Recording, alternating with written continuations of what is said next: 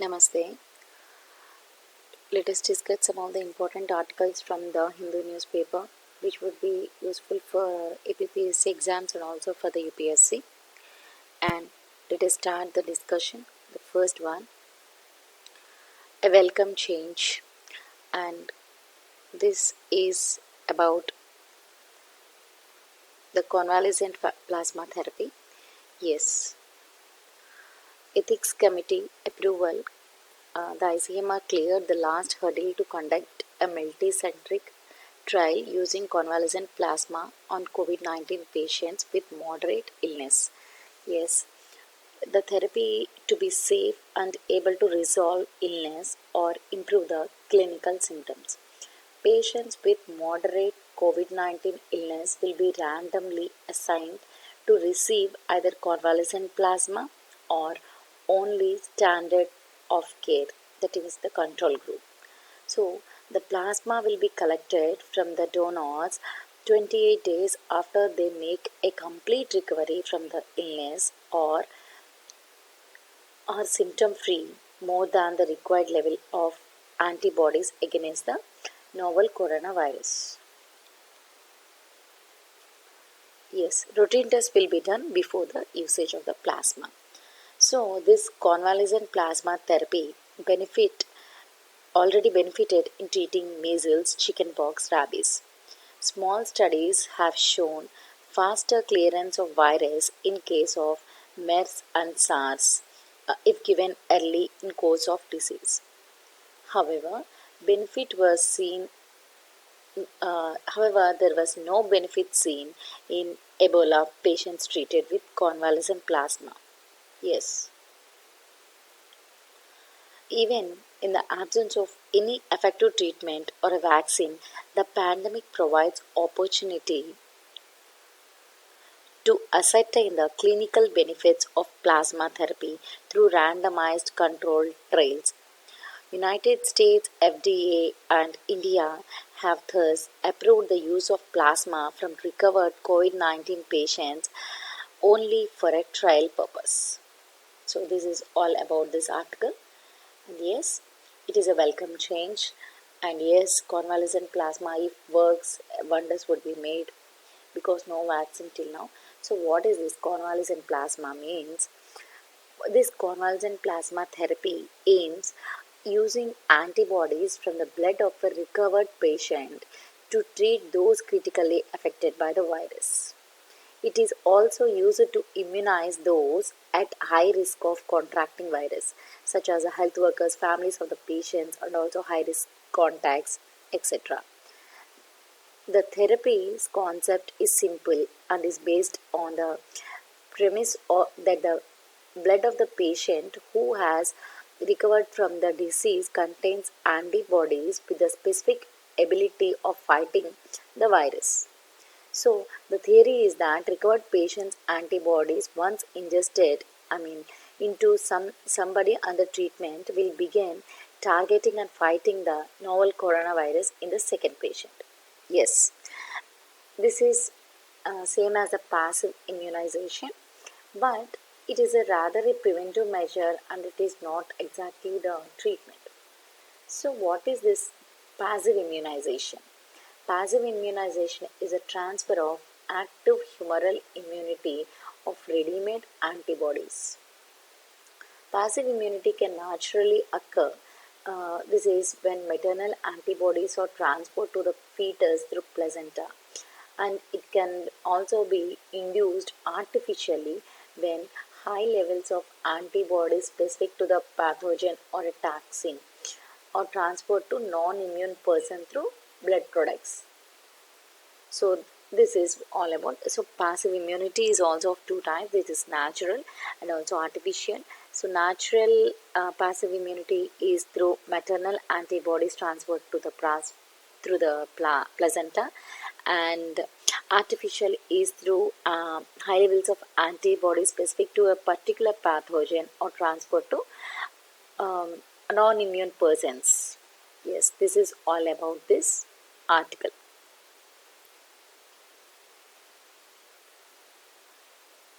And coming to the next one,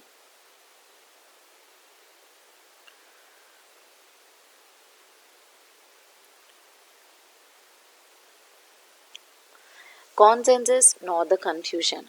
So this is about the train services that are going to be started, and yes, this there is a multiple challenge to the operating trains when the transmission of the novel coronavirus is rising. So yes, the Shramik specials were already running. Yes, there are the quarantine facilities come under strain, and cases of expatriates testing positive, as in Kerala, have added to the worries. Yes, so even though there are the quarantine facilities, due to the increase in the inflow, so the quarantine facilities were under strain. So the under cases of expatriate testing positive, yes, as it happened in Kerala, this added to the worries. So, some states wanted compulsory 14-day institutional quarantine for the travelers. Some states even restricted the interstate movement. As we already know, the Shramik special only runs only when the state from which the laborer comes and state to which the laborer wish to go both agree on. Then only the Shramik special would be run. Yes. So institutional monitoring is a need of the hour to decrease the transmission. As India is moving to the last week of the extended lockdown, it is important for state to agree on a standard protocol on how to deal with travelers whose numbers are bound to grow. Yes, every state has its own protocol. This is not the need of the hour for this now. So, a standard protocol that is, one nation, one protocol is needed, and that is the need of the hour presently. Yes, India's peculiar circumstances include difficulty of maintaining physical distances, low compliance with the rules could increase infections very rapidly. And yes, travel can be facilitated with a safety protocol in place. Physical distancing, using of masks, hand washing, these are necessary protocol that should be followed. And yes, if these are followed, yes, it is also a welcome step for the nation to start grow. But all the states must act in one line, and a standard protocol should be obtained, and the center must work in obtaining the standard protocol.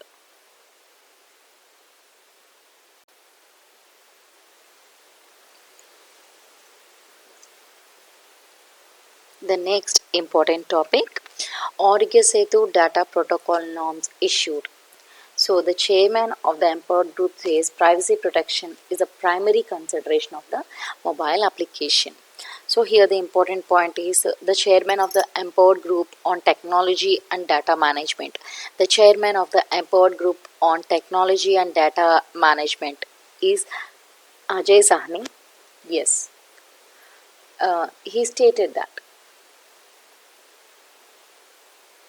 Arogya Setu contributed immensely to fight against the COVID-19. So privacy protection was primary consideration. Yes, it stores an encrypted signature when the user comes in proximity with other registered devices. The interaction information is not pushed to the server unless the user tests positive. So, privacy is a major consideration, and it is a primary consideration while developing the mobile application. So, yes, encrypted data of all users, that means all the registered in the Arogya Setu, is stored in their devices, and it gets deleted automatically in 30 days. So, data of the users who undergo tests were kept for 45 days, and for those who have tested positive, it would be stored for us in the server for 60 days from the day they recover. Encrypted data of all users stored in their devices got deleted automatically in 30 days. So, the data of users who undergo tests kept up to 45 days, and for those who tested positive will be stored up to 60 days from the day they recovered. Yes, so it is a contact tracing app, and it is a self estimating app, and also it is a surveillance app.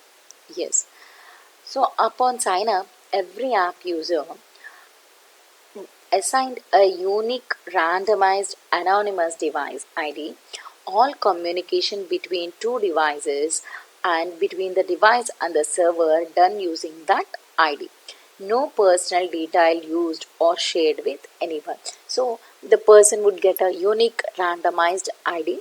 So it would be shared. I mean, it all communications between this ID and another ID and this ID and the server would be done using that IDs, and no personal detail would be shared. Location data used only in case the person test positive, only to map the place the user visited in the past 14 days for sanitation and testing of the people in that area to prevent the further spread. So yes, self-assessment data to identify the areas that likely turn into hotspot. Yes, details were shared with the district and state authorities for timely preventive steps. So it is just for estimating who were tested positive, and just preventing the others from getting the infection. The protocol states that contact and location data will remain on the device on which the app is installed. It may be uploaded to the server only for the purpose of formulating or implementing appropriate health responses. Yes, the contact location self-assessment data collected by National Informatics Center will not be retained beyond the period necessary to satisfy mm, the purpose of which it is obtained. The period, unless specific recommendations to this effect is made, will be ordinarily will this will not extend beyond 180 days from the date on which it was collected, after which it would be permanently deleted. So demographic data of an individual collected by National Informatics Center will be retained as long as a protocol remains in force, or if the individual requests that it to be deleted for a maximum of 30 days from such request. This is this news came in light because hackers said that he hacked the Arogyosetu app and the privacy is in breach. So this is all about this article. And here's the next one.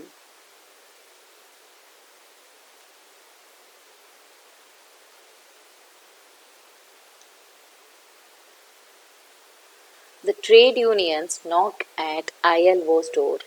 So we have seen that many states are changing its labor codes and labor laws, and some are implementing around for a 12 days, 12 hours work, etc. etc. So these are the anti-worker changes in the labor laws some of the state. So there is a recent blanket exemption given to establishments from the employer's obligation under several labor laws for 3 years by Madhya Pradesh and also Uttar Pradesh governments. Yes, it is an anti-worker move as said by the trade unions. Yes. So, six state governments increased the working hours from 8 hours to 12 hours. This the trade unions say that this is a inhuman crime and brutality on working people, besides being gross violation of the right to freedom of association, which is in the section 87 of the ILO convention, and right to collective bargaining, which is in the section 98 of the ILO convention, and also internationally accepted norm of 8 hours working day, which is the core convention of the ILO. So ILO convention 144 is regard to tripartism also has been undermined. So these are the sessions according to the trade unions that were bleached due to the anti-worker changes in the labor laws in the states. So many state governments temporarily suspended many of the laws and also increased the working hours. Yes, so these are some of the important points. So section 87 of the ILO convention, it is right to freedom of association. Section 87 is right to freedom of the association, and section 98 is right to collective bargaining, and section 144 is tripartism. Yes, this is all about this article. Next one,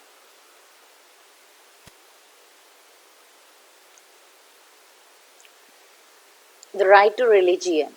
Essay explains reference to the larger bench, as we already know that the Sabarimala verdict allowed women entry into the temple. Yes. So, uh, a larger issues of religious freedom across a multiple faiths. So, for this, a larger bench, a larger bench uh, is formed. So, yes, after the Sabrimala judgment 2018, so a larger issues of concerning essential religious practices of various religions are clubbed other pending cases. So, to address these larger issues, a bench was formed. Yes. What are these larger issues means female genital mutilation among Dawoodi Bohras and entry of Parsi women who married interfaith into the fire temple. So also the Muslim work women into the mosques. So to address these issues, the bench is to be formed.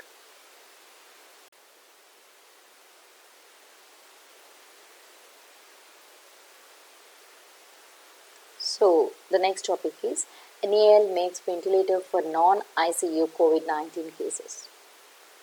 Non-ICU COVID-19 cases, yes. NAL, National Aerospace Laboratories in Bengaluru.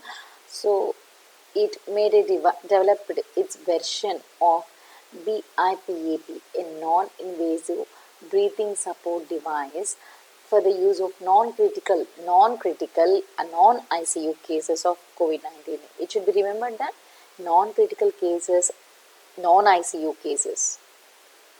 Yes, this is a portable ventilator and it is called as Vayu. Yes, it's BIPAP with externally connected oxygen concentrator would be ideal to treat moderate or mild stage COVID-19 patient who do not require intubation and invasive ventilation. Yes, it is also cost effective and compact and configured mostly with indigenous components. Yes, it is India's indigenous steps to combat the COVID-19, and National Aerospace Laboratories in Bengaluru developed this device. This is called as Vayu and it is used for non-critical and non-ICU cases. And yes, coming to the next article. Yes, this is an article on Rajya Sabha. The tomorrow, May 13th. In 1952, on the same day, the May 13th, the first session of Rajya Sabha was held. And yes, so let us see the importance of Rajya Sabha. It would be important for topics in the polity. Let's see the importance of Rajya Sabha and some of its history. Yes, the central legislature that came into being under the Government of India Act 1919 was bicameral with a Council of State comprising of 60 members and Legislative Assembly comprising of 145 members. So, bicameral legislature was in center came by Government of India Act 1919, and it comprises of Council of States and Legislative Assembly. Central Legislative Assembly. It consists of 145 members and Council of States consists of the 60 members. Yes, the Government of India Act 1935 proposed an elaborate and improved version of the second chamber. So, Constituent Assembly, after the adoption of the Constitution, became the provisional parliament and made laws till 1952. This is all about some of the history. So, yes, Council of States, as stated in 1919 Government of India Act, is the Rajya Sabha of the present day. So, this bicameralism and the federalism.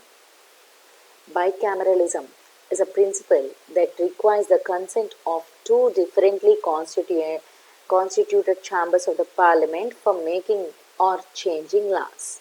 This principle came into operation in 1787 with the adoption of the US Constitution. At present, 79 parliaments of the world, around 41% of the total number, are bicameral. And federalism, states got together to confer the power of lawmaking on the central authority. States got together to confer the power of lawmaking on the central authority. This is called as the federalism. Yes, bicameralism and the federalism. And the next, the second chamber enables a second and reflective expression of representative opinion besides checking the propensity to yield to the impulse of a sudden and violent passions. Yes, it it it enables second opinion.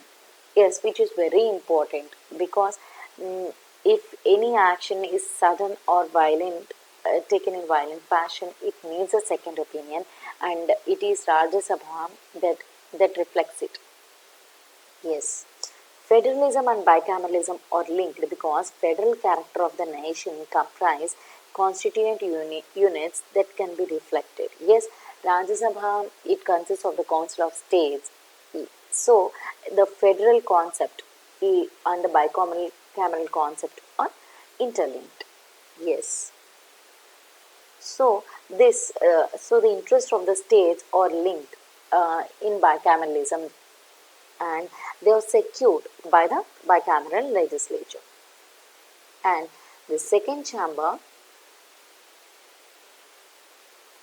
would introduce an element of sobriety and second thought besides lending voice to the constituent units in the legislative scheme of things. Yes, state have voice if second chamber is present, thus federalism would live.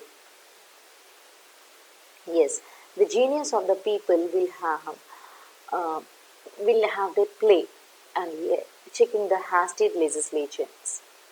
So second chamber to do is perhaps to hold dignified debates on important issues and to delay legislations which might be the outcome of passions of the moment until the passions have subsided and calm the consideration could be bestowed on the measures which will be before the legislature. Yes, it would have a calming effect because these the member it is a so upper house and many members or elder members, and yes, it is a elderly house.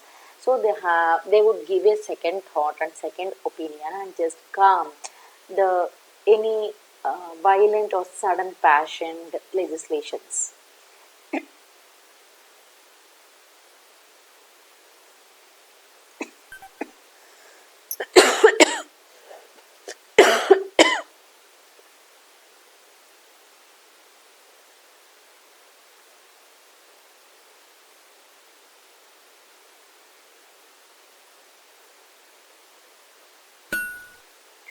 So Sarvepalli Radhakrishna, the first chairman, Sarvepalli Radhakrishna, the first chairman of Rajya Sabha, said, Parliament is not only a legislative body but also a deliberative one.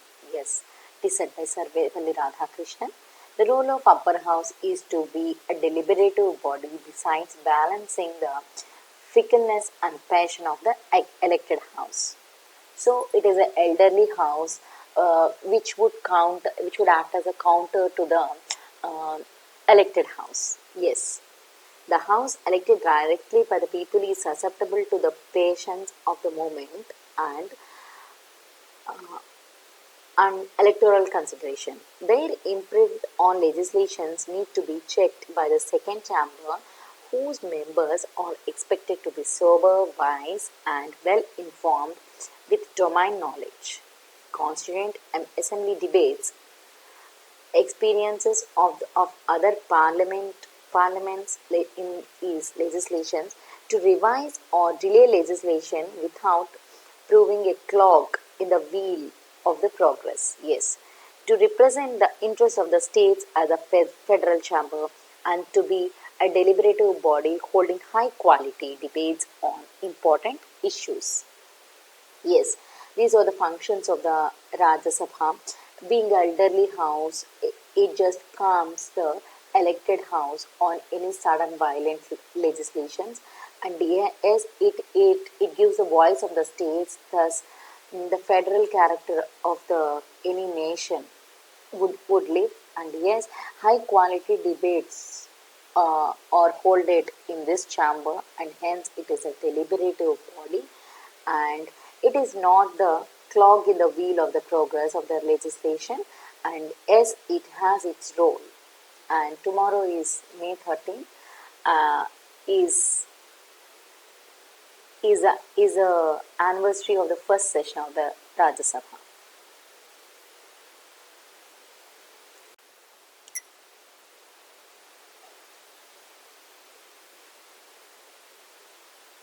The next topic, legal but not appropriate, and yes, this is also about the labor laws that were made by many states. So yes, they extended the maximum daily hours of work in factory from 8 or 9 hours to 12 hours. So, and allowed up to 72 hours a week of the overtime, and paying overtime wages at twice the normal rate would apply for working beyond these limits. So, Madhya Pradesh has also suspended most provisions of the Industrial Disputes Act 1946 except those related to retrenchment and layoffs for 1000 days, that is 3 years, for state undertakings. So, Industrial Disputes Act 1946. It was also suspended. Yes, exempts Uttar Pradesh government even exempts establishment from all labor laws for 3 years with some exceptions. Yes, with some exempts exceptions, safety and security of workers, provisions related to the employing women and children, payment of wages on time, and and above prescribed minimum wages and no bonded labor. So yes, Uttar Pradesh government approved an ordinance that exempts establishment from all labor laws for 3 years. Yes. So yes, these are all the lawful changes. Yes, it is under the constitution. As per the constitution, legislature has authority to make laws. Such laws could delegate powers to the government, which in the nature of detailing some requirements. The Factory Act allows state governments to exempt factories from the provision of the Act during the public emergencies of for a maximum period of 3 months. So, what is this public emergency is whereby the security of India or any part is threatened by war, external aggression, or internal disturbance. And yes, most states have used this provision, presumably interpreting the current situation as an internal disturbance. Yes, on this state, so there came the changes. I mean, some of the fact allowances under the Factory Act. Sorry, from some of the exemptions from the Factories Act. So Constitution also permits the central and state governments to make laws through the issuance of ordinance when the legislature is not in session, and such a law needs to be ratified by the legislature within 6 weeks of the beginning of the next session. Yes. So it is, everything is under the constitution, everything is as per the law, everything is legal. But there is some importance of the consultation too. While the changes made are lawful, we need to see whether it is appropriate to make such far-reaching provisions without scrutiny by the legislature. So, Parliament is consolidating 29 laws into 4 codes. Yes, the Labour Code, Social Security Code, dealing with wages, occupational safety and health, industrial relations, and also social security. So, yes, the Code on Occupational Safety and Health does not specify maximum hours of work but empowers the government to do so. So, everything is given to the government by law, and the government has to take quick action and change the response as the situation evolves. The legitimacy of state action in a parliamentary democracy comes from the fact that there is constant oversight checked by the elected representatives. Yes. So, so everything is legal, but there needs some appropriation too by the legislature, because everything is taken in the sense of the ordinances now, because none of the legislatures are working. So these ordinances can give the power legally, but it is necessary to get the appropriation of the legislatures too, because these are very stringent measures as said by the trade unions. They even approached ILO, and yes, this should be checked.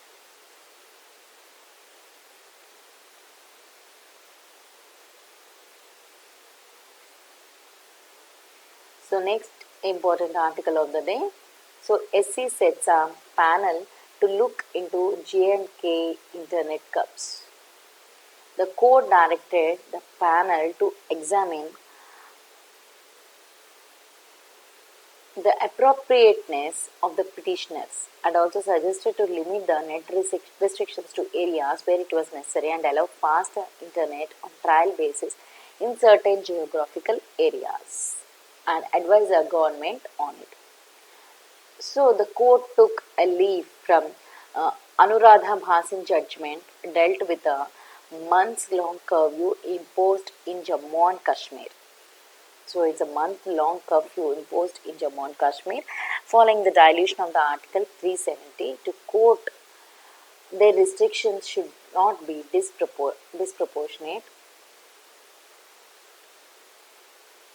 to the emergent situation. Yes, the center's reason for the restrictions, which include continuous infiltration, foreign influence, violent extremism, and issues of national integrity prevalent in Jammu and Kashmir.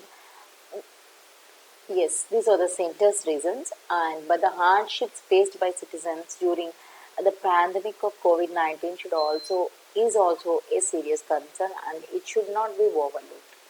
The court had to reasonably and defensively balance national security concerns and also the citizens' rights.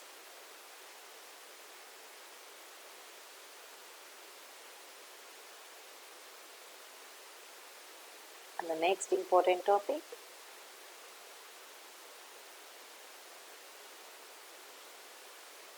So yes, Nepal summons Indian envoy over the border row. Yes, this is the ongoing border row. So over the construction of a link road that reduced travelling time from India to the pilgrimage zone of Kailas Manas Sarovar in China's Tibet. This road started actually. Yes, the Kalapani region located in the state of Uttarakhand, and Nepal disputes India's claims and maintains that the region is a part of its sovereign territory. So what is the issue is, Defence Minister Rajnath Singh inaugurated a link road to Lake Pass that will reduce the travel time of the pilgrims to the Kailas Manas Sarovar, which is in the Tibet. So it is in the Tibet region. In the Lake Pass, the The Kalapani region is claimed by Nepal, but India has been maintaining that the new political map of 2019 has shown the territory accurately as a part of the state of the Uttarakhand.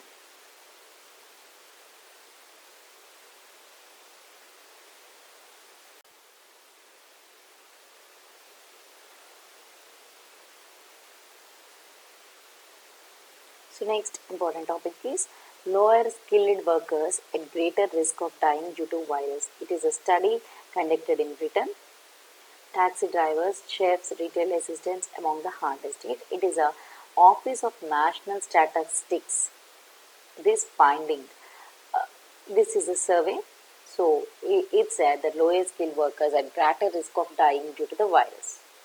So it is a Britain survey conducted by Office of National Statistics, ONS. So men working in the lowest skilled occupations had the highest rate of death. The taxi drivers, the chefs, the bus and coach drivers, and sales and retail assistants had died in greater proportions. Men and women working in the social care, which includes the care workers and home carers, both had significantly raised rates of death. But healthcare workers such as doctors and nurses were not found to have higher rates of death. This is the survey conducted by Office of National Statistics of the Britain, and it claims that lower skilled workers at greater risk of dying due to the virus. And coming to the next important topic, playing out leave in narrative discrimination. This is about the plight of the Adivasis. Uh, as we see in the tragedy of a migrant Adivasi girl who died of hunger and dehydration on the on the way from Telangana to her home village in Chhattisgarh. Yes, this symbolizes what Adivasi communities are facing during the period of national lockdown. Yes, these are very disturbing incidents as we seen in the television. It's very disturbing. Yes, the government gave a tentative estimate of there being about 10 crore of migrant workers in India, but admitted to many being largely undocumented and unregistered as workers. The National Sample Survey Office Migration Survey, which published more than 2 decades ago, showed that between 1992-93 to 2007-8, the proportion of migrant households among scheduled tribes were higher than among other communities. Yes, migrations in the scheduled tribes is higher, and STs were the single largest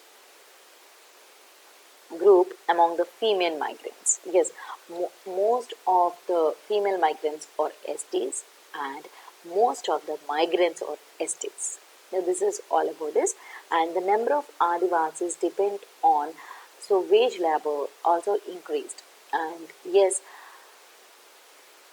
in comparison to those depend on the cultivation. 45%, 45.5% of the rural Adivasis below the poverty line. Adivasi usually do multiple kinds of work throughout the year, like cultivators, agricultural laborers, and also laborer in non-agricultural work, including in migrating in search of work. The pattern of Adivasi migrations also differ from other migrations. So, they are short term, often seasonal, and also circulatory in nature. So, this is also both within the state and also interstate. Young Adivasi women who migrate to urban area as domestic workers. The role of labor contractors is more pronounced too in the pattern of the migration of the laborers, Adivasi laborers. Adivasi migrants are not part of the so-called mainstream cultures, even more vulnerable to the general hostility towards the poor. During the lockdown, Adivasis migrated across India have started the long and painful march. They avoided the highways just to protect themselves from the police.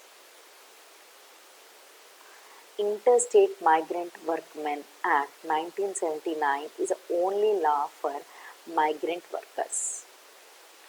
Uh, it is also on the way to be scrapped on the agenda of labor reform. It is to be merged with the labor code. According to the law, Interstate Migrant Workmen Act 1979, central government is legally liable to ensure free travel home since it is responsible for the termination of the work because of the COVID-19 lockdown. Yes, it is a cause of the suffering is functioning of the public distribution system in the Adivasis areas, particularly in the hilly areas, is very irregular. Central government gave permission for Mahatma Gandhi National Rural Employment Guarantee Scheme, but projects can and should be linked not only to agricultural operations but also for the collection of the minor forest produce. This will be a labor subsidy for the Adivasi women who mainly do this work and can help to relieve the acute distress. Government did announce revised rate for minor forest produce too. Health infrastructure in these areas is extremely poor. The annual report from the Tribal Affairs Ministry shows the shortfall in the Adivasis areas. About 20.7% for sub-centers, 26% for primary health centers and 23% for community health centers. There was a downfall. The shortfall in the number of doctors is as high as 27%. So these areas are mineral rich actually. So the district mineral fund, which is meant for the development of the mineral mining affected people, had a total of rupees 35,925 crores. So the plight of the Adivasi should also be taken into account, and they should be given subsidized ration, and also their work should, Mahatma Gandhi National Rural Employment Guarantee Scheme should also be linked to the minor forest produce such that they can escape from their plight.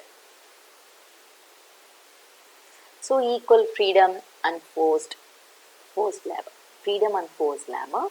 It is also about the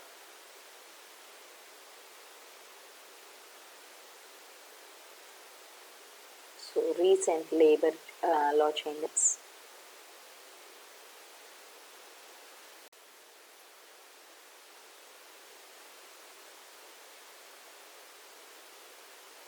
The last important article of the day: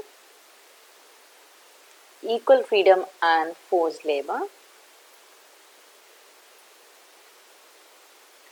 B.R. Ambedkar said that fundamental rights must also eliminate the possibility of more powerful having the power to impose arbitrary restraints on the less powerful by withdrawing from the control he has over the economic life of the people. The dictatorship of the private employer on the labor.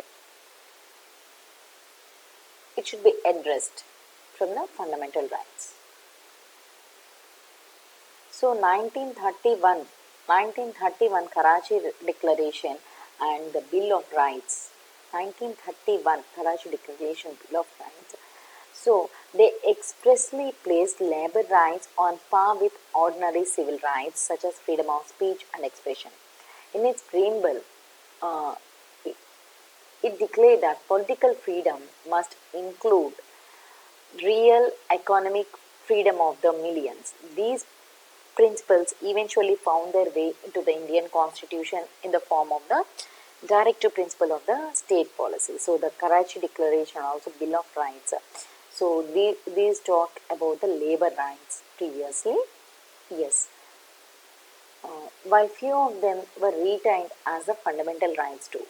So yes, the right against forced labor is guaranteed by the Article 23 of the Constitution. The right against the forced labor is guaranteed by the Article 23 of the Constitution. Yes, K.T. Shah said, necessitous men are not free men. Yes, it is. It is such a alarming quote. Yes, and in 1983, the Supreme Court um, called upon to address the exploitation of the migrant and contract laborers who had been put to work constructing the Asian Games village. In a landmark judgment, PUDR versus Union of India, the court held that right against the court held that the right against the forced labor included the right to minimum wage.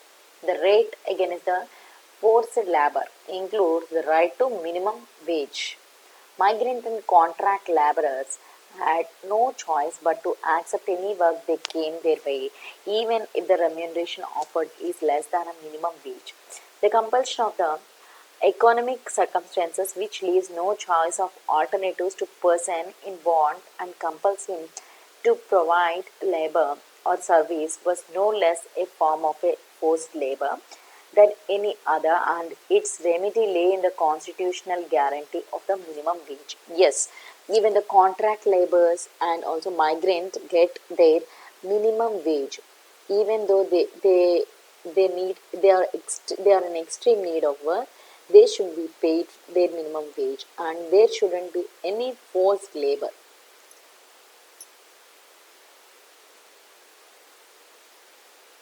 So, the next one, India's labor law being criticized uh, that it set up labor bureaucracy that is prone to corruption, that the judiciary, uh, the judicatory mechanisms are inefficient, the rights that labor laws grant are effectively submerged in judicial system. So yes, thus providing no real relief to the laborers engaged in contract labor of informal employment has very few rights, while informal employment have greater security, at least in theory. So these are some of the criticism of the Indian labor laws. So many prominent labor unions prefer to arrive at an accommodation with the management rather than represent the interest of their constituents. So many labor unions do so. So, what is the need of is the constitutional guarantee against the forced labor and the understanding the force and freedom that takes into account differences in power. Um, these remain relevant. Yes, steps being taken by various state governments under cover of COVID-19 pandemic grossly unconstitutional. Yes, various state governments are in the process of removing labor laws altogether for a set period of time. In this note on fundamental rights, B.R. Ambedkar point out that this would be nothing other than freedom to increase in hours of work and reduce the rates of wages. If the Constitution is to remain a character of freedom, it must be equal freedom, and there must be yardstick from which we measure proposed legal changes in the shadow of the COVID-19. And yes, that's all for today. Thank you.